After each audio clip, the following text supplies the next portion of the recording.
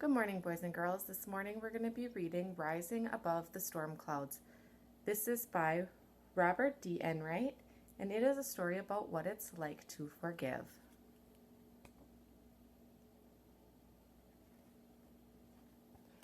Once upon a time, long ago, Franklin and Bess McLuman lived in this cheerful cottage with their two children, Freddie B. and Esmeralda, or Ezzy for short.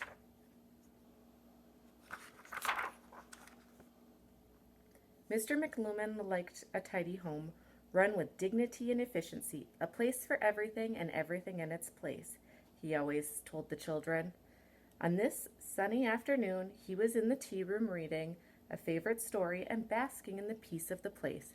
Mr. McLuman was very fond of the friendly feeling that flows when all is fine. Suddenly, Freddie B. and Ezzy tumbled into the room, romping, stomping, yelling, and belly aching.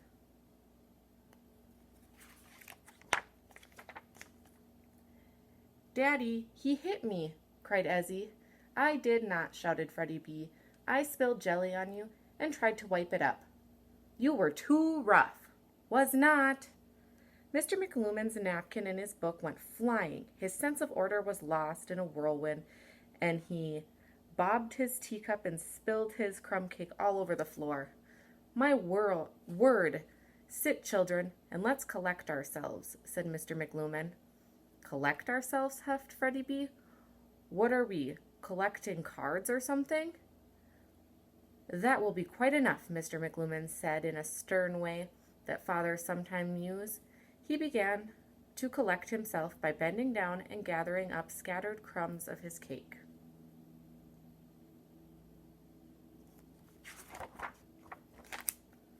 But he said, "No, she said. It was so awful." "You are the one who's awful."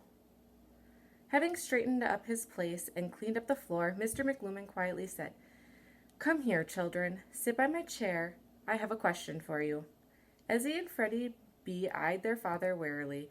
Slowly, they seated themselves beside Mr. McLuman's plump, overstuffed chair.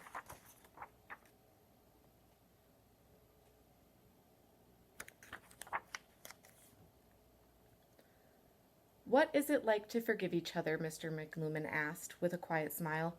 Freddie B's ears shot way up. "Forgive her? No way. But I didn't ask you for you to forgive Ezzy, did I? I only asked you what it's like to forgive each other." "Like eating a liverwurst sandwich with mustard and onions and on pumpernickel bread."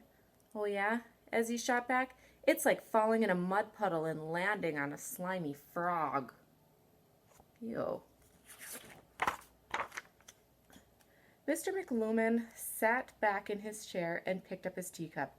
"Remember going to the airport when it was thundering and lightning?" he asked. "It seemed that the whole day would be stormy."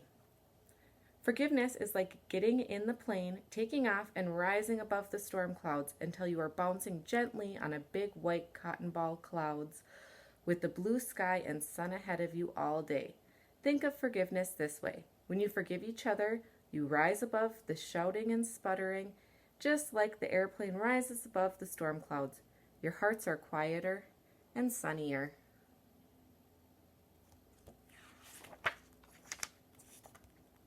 Forgiveness is like two butterflies newly hatched from their dark cocoon world, sharing a flower together. You know how they change amazingly from their cocoons into glittering, sparkling colors? Well, forgiveness is like that. When you forgive, your thoughts change about one who hurt you. Now you see the sparkle in the others.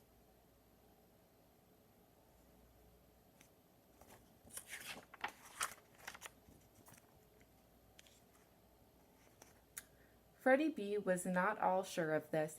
At the moment he saw Ezzy more like a dull and drab cocoon than a beautiful butterfly with sparkle. Mr. McLuman continued in his calm, reassuring way.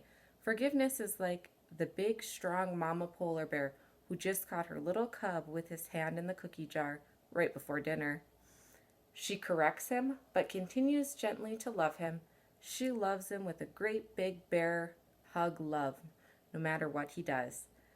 Think of forgiveness this way. You keep on loving one another even though you don't like what he did.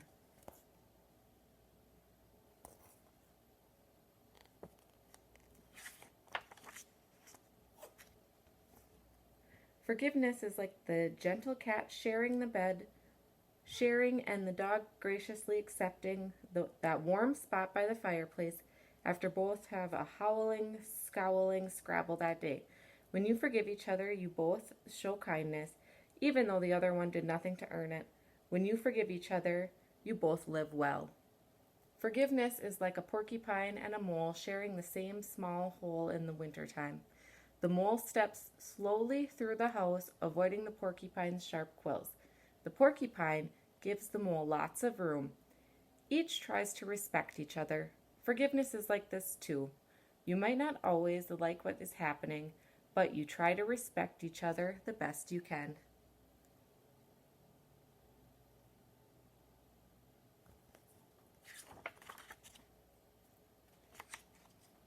Forgiveness is like the guppy, oh so grumpy, losing all of her lunch money at fish school. The grouper at whom Guppy grumbled yesterday swims up and gives the money to the guppy without her even asking. The guppy is so grateful to receive it, and the grouper is glad he gave it. To forgive is to be a generous gift giver. It melts the hearts of the one giving and the one getting the forgiveness.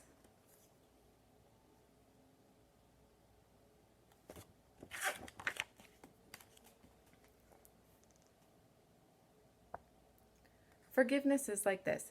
You just had a big blow-up fight with your friend. The world is all gray clouds and gloom. You go out to the meadow and all the wild flowers. The sun is wearing a happy face, and there is your friend with the biggest smile hoping you would come.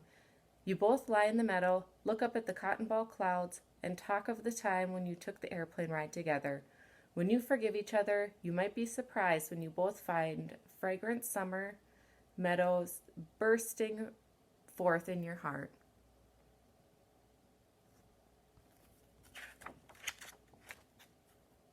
Forgiveness is like, said Mr. Lumen, but Ezzy and Freddie B weren't listening now. They looked at each other and their eyes danced. Their smiles were sweet. They knew what it was like to live well together. Come on, Butterfly, let's play outside, Freddie B said, and he took Ezzy's hand. Don't you want to hear more? Mr. McLuhan asked. He never liked to end a lesson before he felt it was finished. Thanks, Dad, said Freddie B. But can we hear more another time? We have a meadow waiting for us.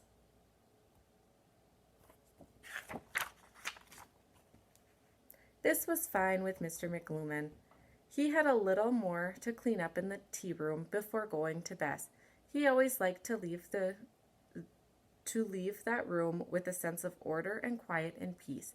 After all, Franklin and Beth McLuhan knew how to live well. The end.